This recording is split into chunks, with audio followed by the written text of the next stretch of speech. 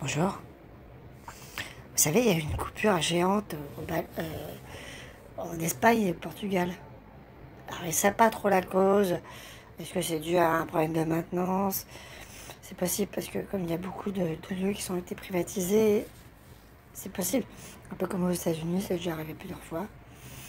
Ou en Italie, ça arrive assez souvent. C'est déjà arrivé souvent parce qu'il y a une telle privatisation que l'entretien des lignes est très mauvaise. Pourquoi pas? Voilà. Un sabotage, quand même pas, mais bon, c'est toujours possible, hein, mais il y a plus de chances que ça soit ça. On espère que c'est des causes normales. Alors, par chance, les centrales nucléaires ont été mis à l'arrêt parce qu'il y a une procédure d'alerte quand c'est comme ça. Et par chance, on les a mis à l'arrêt tout de suite. Parce que sans électricité, c'est problématique parce qu'elle ne fonctionne pas. Et donc, le système de refroidissement ne fonctionne plus. Donc, il y a un risque de surchauffe de la machine. Bon, par chance, il y a des procédures d'alerte qui font que ça s'est arrêté. Bon, tant mieux. Voilà. Tout va bien, tout est rentré dans l'ordre ce matin. On a vu l'électricité est revenue. Tant mieux. La panne n'a pas été détectée, elle est encore en détection. Bon, très bien. Chacun fait son boulot. Très bien. Jusqu'ici, pourquoi pas. Bon, c'est vrai qu'après les inondations, ça fait un peu beaucoup pour les Espagnols. Je pense qu'ils commencent à avoir un petit peu marre des embrouilles. C'est comme ça. Bon, force à eux quand même. Espérons qu'ils n'ont pas trop de feux de forêt cet été parce que l'Espagne est très mal équipée comme le Portugal pour les catastrophes, pour ce genre de catastrophes. Mais bon, j'espère pour eux que ça va bien se passer cet été. On espère. Toujours. On espère le meilleur. Et vous savez quoi? Il y a 2 endroits qui n'ont pas été touchés par les coupures. Les Baléares et les îles Canaries. Vous savez pourquoi? Parce qu'ils sont autonomes. Parce qu'en fait, ils sont autonomes. Pourquoi? Parce qu'ils ont un système. Ils utilisent l'éolien. Ils utilisent, pour avoir vu, l'éolien marin aussi. Et il me semble bien des photovoltaïques. Donc en fait, ils sont autonomes. Voilà. Pas besoin de t'emmerder. Donc en fait, ils n'ont pas été touchés parce que, grâce à ce système de fourniture d'électricité. Ce qui est marrant, c'est qu'on ne fait pas la même chose en France. On ne s'est pas dit, tiens, les Antilles, on devrait faire la même chose parce que le prix de l'électricité augmente.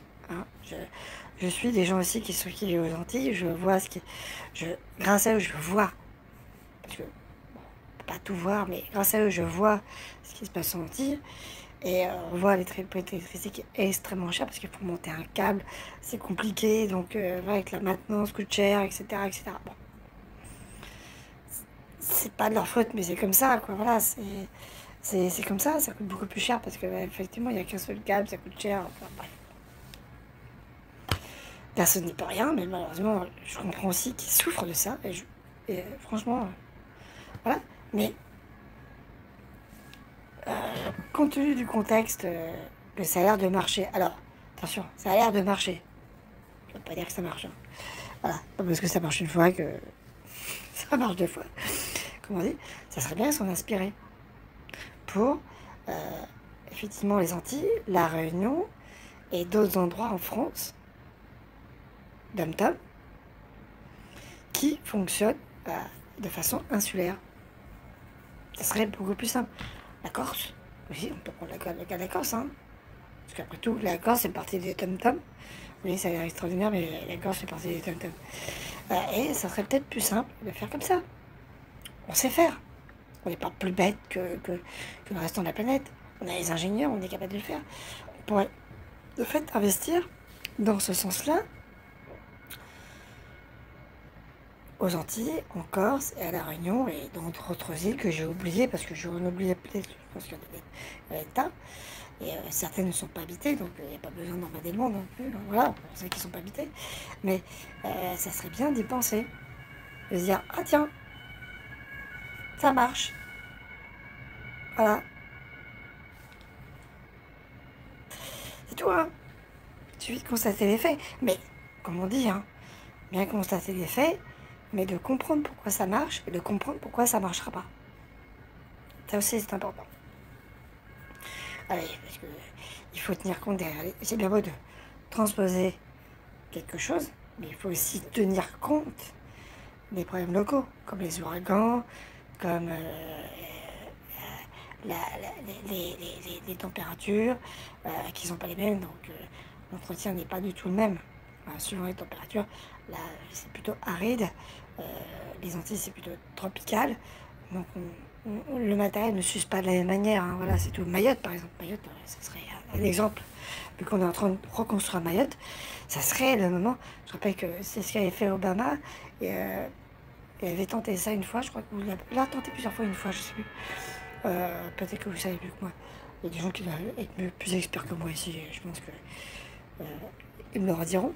Mais il y avait des villes qui étaient ravagées par les ouragans entièrement, et Obama a proposé qu'on passe sur des normes écolo pour permettre une meilleure reconstruction de ces villes. Je ne sais pas si c'est vrai, je ne sais pas si ça a été fait, mais ça a été proposé de dire d'un malheur, faisons quelque chose d'intéressant. Voilà. Après, je sais pas si c'est... Mais je sais que ça a été proposé. Est-ce que ça a été fait ou pas? Je peux pas dire. J'ai pas suivi. Bon, peut-être qu'il y a des gens qui ont suivi le truc, le dossier, peut-être qu'ils pourront me dire. Mais ouais, je pars de ce principe-là.